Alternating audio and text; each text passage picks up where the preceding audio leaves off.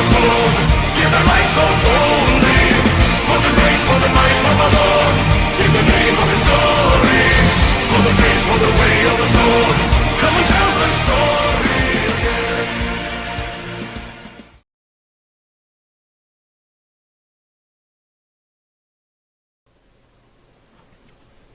Hello and welcome to Shankism, episode 24 of the Crusades.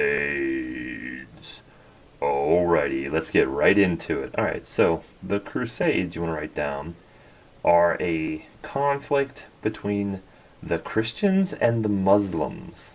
It is a holy war.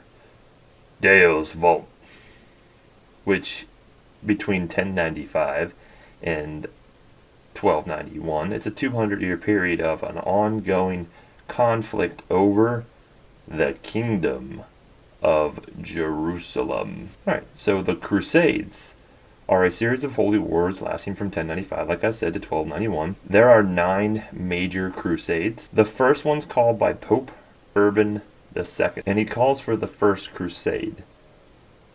The purpose of the First Crusade was to capture the Holy Land, which is Jerusalem. So you definitely need to write down that the Holy Land is Jerusalem. Deus Vult. Religious motives backed by economic goals. So meaning that it's basically they're doing this for Jesus, doing this for Christianity, but ultimately they're doing it for money, as you'll see. So what happens is the Byzantine Emperor Alexius is getting attacked by Seljuk Turks. Seljuk Turks are Muslims. All right, they took over the current Muslims that were there, and they were not okay with Christians living in Jerusalem or other areas, because for a long time Muslims and Christians and Jews all were fine in this one area, but under the Seljuk Turks, who came from Asia, they're not so happy with this once they convert to Islam. Emperor Alexius asks the Pope, the Roman Pope, for help. Says, you got it, bro, I got you. What Pope Urban wants to do is he wants to bring together the Greek Orthodox. Remember the schism, the great split in the church? He thinks this will bring them back together. A united enemy, bringing back them. He's like, okay, normally Byzantine emperors and Roman popes don't get along. Okay, that's why they broke up. Not anymore. So they go on this crusade here, and the crusade itself, most of the people here are coming from the French area, France. Okay, and this first crusade lasts 1096 to 1099. You have mostly some lords, no kings. It's just basically, peasants, lower class lords, and so forth going on this. But in the map you have Roman Catholic Church, which these are the people going on the crusade. The Greek Orthodox Church is over here in the Byzantine Empire. And the green, that's all Islam. Deus Vult. And they go ways of through Italy, they go through Asia Minor, and then they go, as you can see, they go to Edessa, they go to Antioch, they go to, then finally down to Jerusalem. Right? There's a couple different. There's Raymond of Toulouse. There's Bohemond. There's Godfrey. These are like the main guys. You don't have to know them, but if you're interested in this, you can research them more. In about a year, they reach Constantinople, so it takes them a year to gather all of their troops and so forth.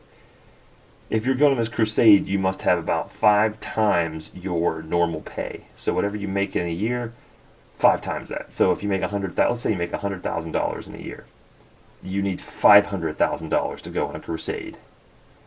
So they'd be selling lots of maybe even their home, all their products, borrowing money, whatever they need to go on this religious journey to take back Jerusalem. Deus Vult. This is how he convinced them to come in here. The First Crusade lasts about 50 years. Well, over the period it's okay for 50 years. It lasts 3 years before before the French Crusaders take it. So the site of Jerusalem after its capture is recorded as, "Our men were killing and slaying even at the temple of Solomon, where the slaughter was so great that our men waded in blood up to their ankles." So basically he's saying that we slaughtered all the Muslims that were inside that city. If there was a Muslim inside that city, we slaughtered them. Christians, and they had a hard-fought battle for this first crusade. It didn't look like they should have won. They were disorganized. They were fighting over who should command whose troops. Somehow they managed to take back Jerusalem and other areas that were Muslim occupied. The Christian crusaders slaughtered the Muslim inhabitants of the holy city. Remember, they're doing this all upon the request, quote-unquote, of Pope Urban II, who also got the request from Emperor Alexius, the Byzantine emperor at the time. In 1144, the northern state of Edessa falls back to the hands of the Seljuk Turks. So about 50 years after they take back this, it goes into another process of more crusades. So I'll show you what I'm talking about here when they get a bunch of these crusader states. But what you want to know from the first crusade, summing it up, they're not prepared whatsoever. All right, the Crusaders captured Jerusalem. This is the only time that they actually capture it and they occupy it for 50 years. So the Christians, the Roman Catholic French Christians, occupy it. They also take other lands on their way there, because you have to take lands, as you'll see in a moment, to get to Jerusalem. You can't just bypass all the Muslims and say, hey, we're passing, we're going to go conquer our Jerusalem, we don't want any part of it. A lot of the French knights that go on this crusade, they're doing it because they want fame, they want adventure, they want money.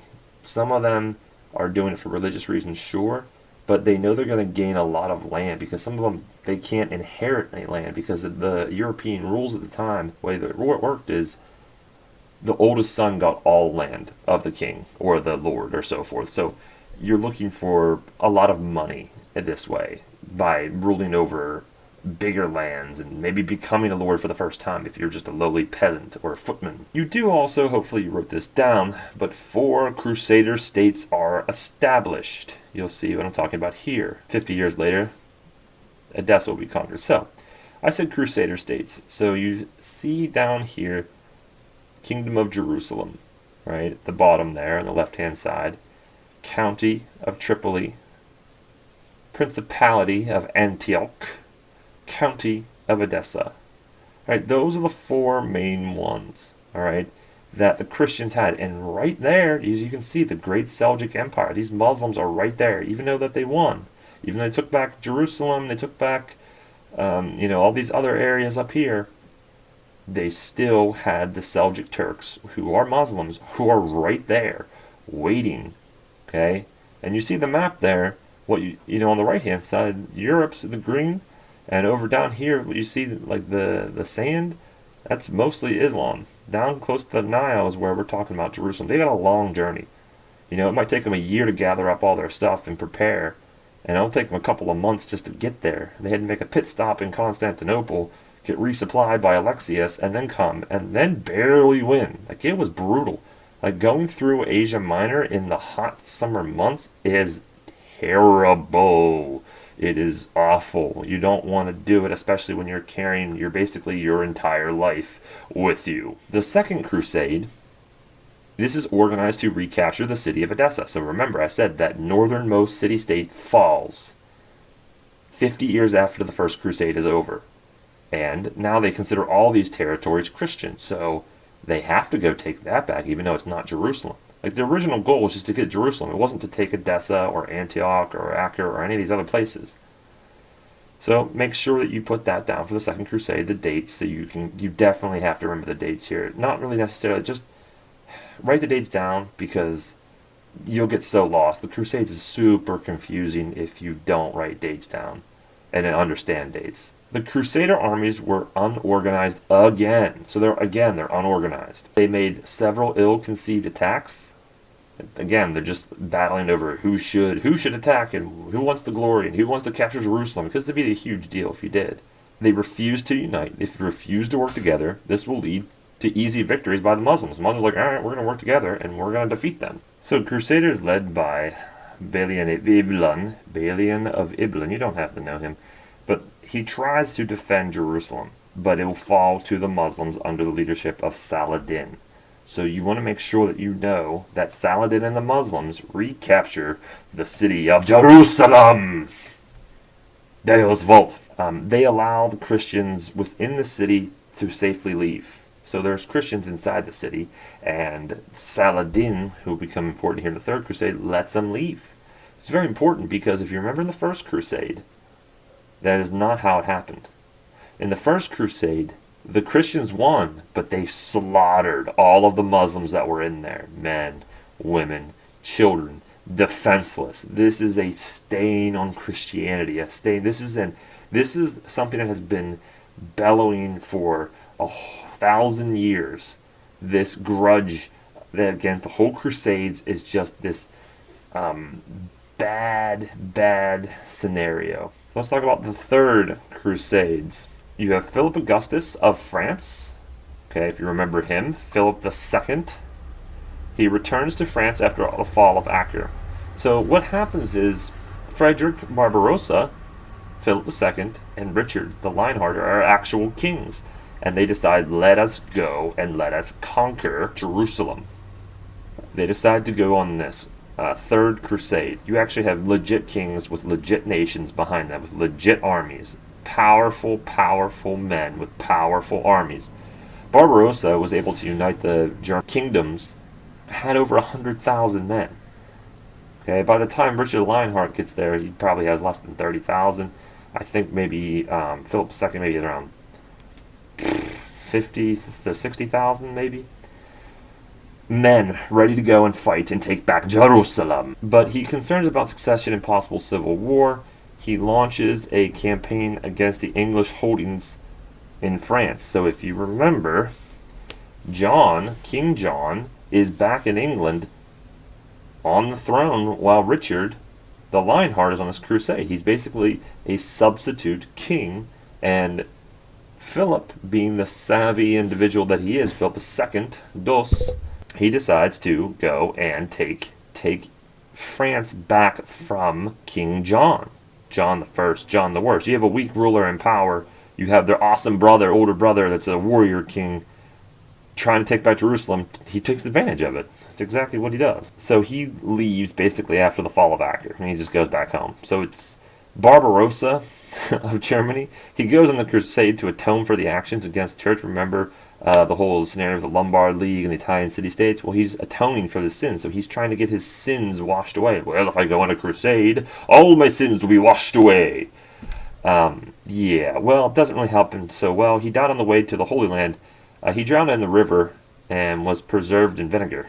After he was obviously drowned in the river, he was taking a bath, and I guess he doesn't know how to swim very well, but he drowns in the river. This, awesome character is ready to go and ready to fight to the Crusades, and on the way, he's in Asia Minor, and he ends up drowning in that river. So, anticlimactically, Barbarossa was a ferocious leader, but dies a very poor death. It'd be like choking on a pretzel or something like that. And you're this great leader. It'd be like, I won't say Superman, but like, if you had like Captain America die by choking on a pretzel, that's pretty much how anticlimactic this was. So Richard the Lionhearted, heart full of, he's got a lion's heart. He's of England. He's an excellent warrior and leader, as I said before. He fought a long campaign against Saladin, capturing many cities on the way. He is just, from what little he had, because a lot of people, once the Germans kind of left, a lot of them went back. Some of them stayed with Richard, but this unified front, because they're all Christian. Barbarossa's Christian, Philip's Christian, Richard's Christian. They're all Roman Christians. Philip turns back. Barbarossa drowns in a river. Richard's the only one left, and he's like, I'm not turning back. I'm going to take Jerusalem by myself. His very little support, but let's see what happens. So if you remember, Richard the Lionheart, Philip Augustus, also known as Philip II, and Frederick Barbarossa, meaning Redbeard, from Germany. Okay?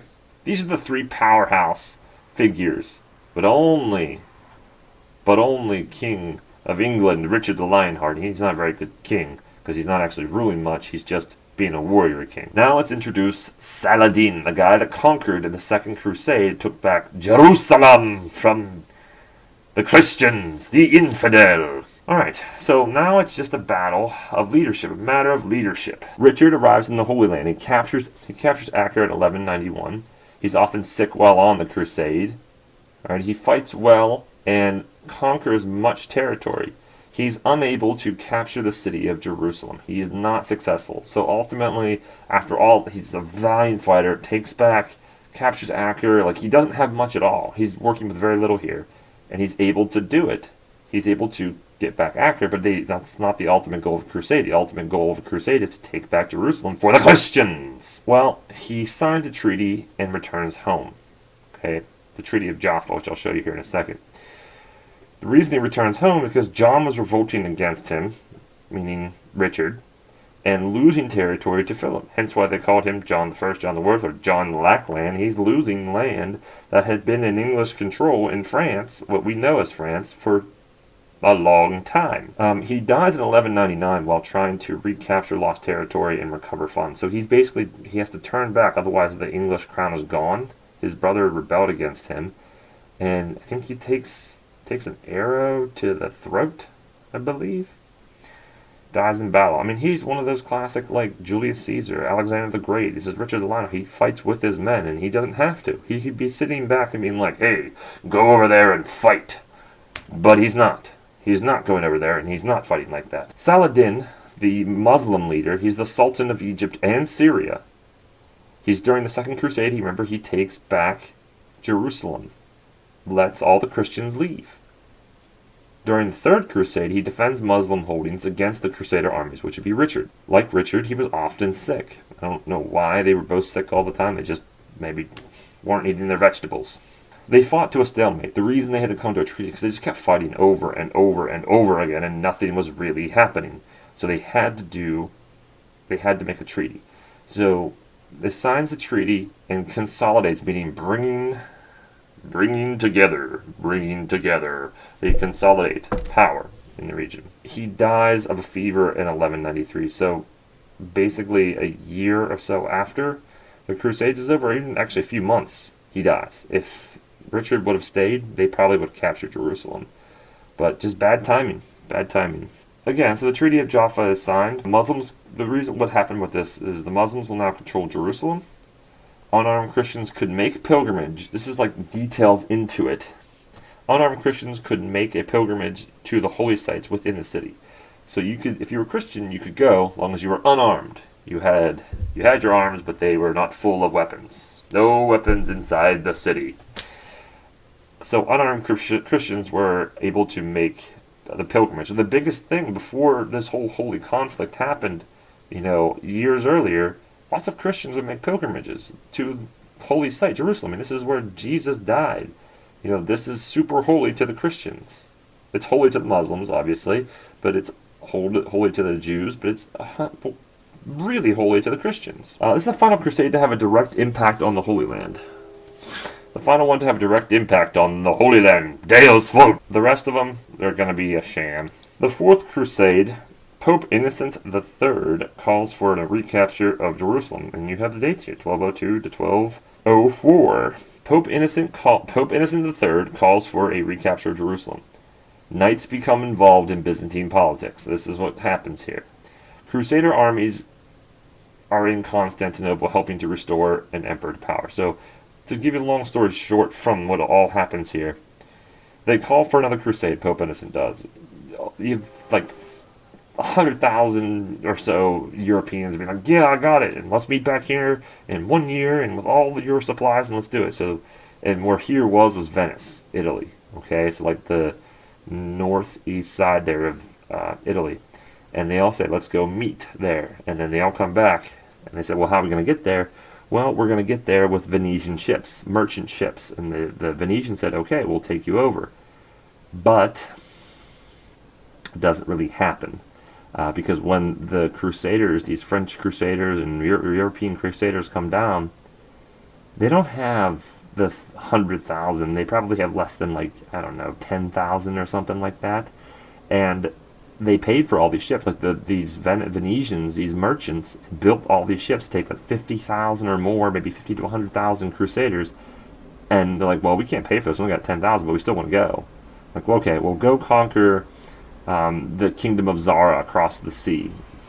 It's Christian, but just go take it. They've been a pain in our butts. Go take it. Well, they go there, they lose, they get excommunicated by the Pope, Pope Innocent III, and now they have nothing else to do. Well, now they've been excommunicated, so they're kicked out of the church, essentially. And so they're like, well, they get a call from the Byzantine Emperor, Alexius III, and then they go over there. They're waiting in Constantinople, trying to help restore Alexius, but Murtzophalos, another emperor, takes his place. There's a power struggle in the Byzantine Empire, and Byzantine emperors, there constantly was. Alexius III can't pay them to restore power. He's like, I don't really have the money. I said I'd pay you guys to help me, secure power, but I don't actually have money. So what do the Christians do? They rebel, and they take over Constantinople, which they'll loot Constantinople. They'll destroy the city, and for about 50 years, Constantinople will be Roman Catholic for about 50 years. Because remember, Constantinople and the Byzantine Empire, they're Greek Orthodox. They had split in 1054. This causes a deeper rift between the Roman Catholic Church and the Eastern Orthodox Church. You kill Christians. I mean, they looted and killed and pillaged and raped the city, and these are all Christians. In the Christian minds here in this time frame, it's one thing if it's the infidels, which are the Muslims, but it's a whole different thing if they're actually Christians. They did not like that very much. Deus vult. So this is the route that they took. Again, so you see where Venice is up there, the northeast side of Italy, and then they go to Zara. They lose Zara, and then they keep traveling down on what ships they have, and then they eventually end up in Constantinople to get payment, because they want to be able to pay back these Venetians, and they just take back Constantinople by themselves. They're let in, and it's a disaster. It's like the craziest thing. Like, your goal was to take back Jerusalem, not destroy Constantinople, one of the biggest, cities, trading cities and Christian cities in the world. There's a children's crusade. Yes, that's right, a children's crusade. They sought peacefully to convert all Muslims in the Holy Land to Christianity. Two separate events. In a nutshell, I'm not going to get into break it down. You can read it if you want. But they thought that the adults couldn't get it done, so children, 13, 14 years old, went around Europe gathering more and more kids to their cause, and maybe the oldest is like 18 or something like that. They got about 30,000 followers. The king just told them to go home. Didn't really happen, didn't really get anywhere close. The second time, they led thousands of children over the Alps into Italy. 2/3 will die along the way, even more when they return back. Some children did board to go to the Holy Land on these ships in Italy. But the problem is, you had these hundreds and hundreds of kids go on this crusade to try to take back Jerusalem from the Muslims, and they have these like Venetian merchants that are going to exploit this. They're like, oh yeah, I'll take you on a crusade, and then they just sold these kids into slavery. Like, yeah, come with me. Give me your money. Okay, thanks for your money. And let's go in my ship. It's like the ancient version of like a white van with candy. Yeah, come into my white van. And this is, yeah, come into my ship and I'll take you to Jerusalem. And that doesn't happen. They just sell them into slavery. Many children and adults involved died. There were some adults, but they died. Harsh travel conditions, bandits, exposure, like they weren't prepared at all. For as unprepared as the adults were, the children were obviously way more unprepared. Yeah, many of them were sold into slavery. Like, what are you doing? Children's Crusade was a wild, wild failure. Other minor crusades, the remaining crusades, focused less on the Holy Land. The majority sought to conquer territory in North Africa. They wanted to convert Berbers to Christianity. They wanted to win fortune and fame for nobles. So it's not just about taking back the Holy Land of Jerusalem. Deus vult. They just kind of want fame and fortune and money and try to convert people to Christianity. For most, these crusades were ineffective and failed to achieve their intended purposes. Most of these crusades, besides the first one, didn't work out so well for anything. In 1478, so almost 500 years from the first crusade, the Spanish Crusade happens. Guess where it takes place? Spain, right? This is known as the Reconquista. It's the effort of the Spanish rulers to make Spain a Christian nation, because they're Muslims. Most of the Muslims had been living in Spain for 700 years, and a 700-year task had been put in place, and they've been trying desperately for 700 years to get the Muslims out. Very little success, but they continued it, and their efforts were amplified after these Crusades. So, effort of Spanish rulers to make Spain a Christian nation. This meant the expulsion of the Moors, which are Muslims, and the Jews from Spain, from Al-Andalus. Okay, this is Spanish controlled. This was begun by Ferdinand and Isabella, if you remember. You have two halves, Castile and Aragon. Ferdinand was from Aragon, a big, huge chunk of what Spain is today. And Queen Isabella had Castile. This led to the formation of the Tribunal of the Holy Office of the Inquisition, better known as the Spanish Inquisition. This basically, the Inquisition sought to identify heretics, people going against the Roman Catholic Church, and force them to confession and conversion. So they basically said to the Jews and Muslims, either you get out or you convert to Christianity, and if we catch you being anything but a Christian, we will torture you to death. So the Inquisition was a search for heretics, searching for people who were not Christian. They wanted an entirely Christian nation. You could not be anything else. That's what the Spanish Inquisition, and you see, they'll light people on fire, they'll torture them. If you research it, I'm not going to get into detail, you research it, holy Gibraltar, did they torture people in the most barbaric ways to get them to either convert to Christianity, or just because they didn't convert to Christianity and they were supposed to practice Christianity. The long-lasting effects of the Crusades. The Byzantine Empire weakens from constant warfare. Pope's power declines as Christianity is not able to prevail. So Byzantine Empire becomes weak. Pope's power will decline. Religious intolerance, meaning that they can't tolerate any other religion but Christianity, grows. Muslims and Christians severely hate each other after this point. There really wasn't much. They didn't really mind each other much at all. Remember, the Muslims consider Christians people of the book. That all changes after the Crusades. There is this open wound to this day because of the Crusades on what was done. Muslims don't forget. The Christians don't forget what happened. Kings become powerful and control more territory, so kings become more prominent. They begin to tax more because that's how you provided for these crusades, by taxing. And they became more and more powerful. The feudal system will become weak and the kingdoms will grow. So the feudal system declines, and as you'll read, it declines, a lot of it because they're using actual currency now, like money currency, coin currency. Trade grows between Europe and the Muslim world. It was already growing at that point. This is not something like, all of a sudden they're just now trading with Europe, or Europe and Asia are trading. They had been already trading. This just amplified it. It like revved up the trading for it, because you had a lot of these Crusaders want more European. These Crusaders wanted Asian products. They wanted Islamic products. And keep in mind that these interactions really helped Europe get out of this age. European technology improves because of the contact with the Muslims. So they become accustomed to these goods, and they become accustomed and borrow a lot of the material, a lot of the inventions of the Muslims. The Muslims were super smart, and they definitely valued education. And the Crusaders were just getting used to that. Europeans were just getting used to that. The Italian cities expand due to increased trade. This starts the commercial revolution and letters of credit. This is when credit becomes a thing. Okay, establishing, not your street cred, like you have a credit score now, and that's kind of how this develops. Okay, because essentially you can't take all of your money from Italy to Jerusalem, all the money that you have, but you take a letter of credit.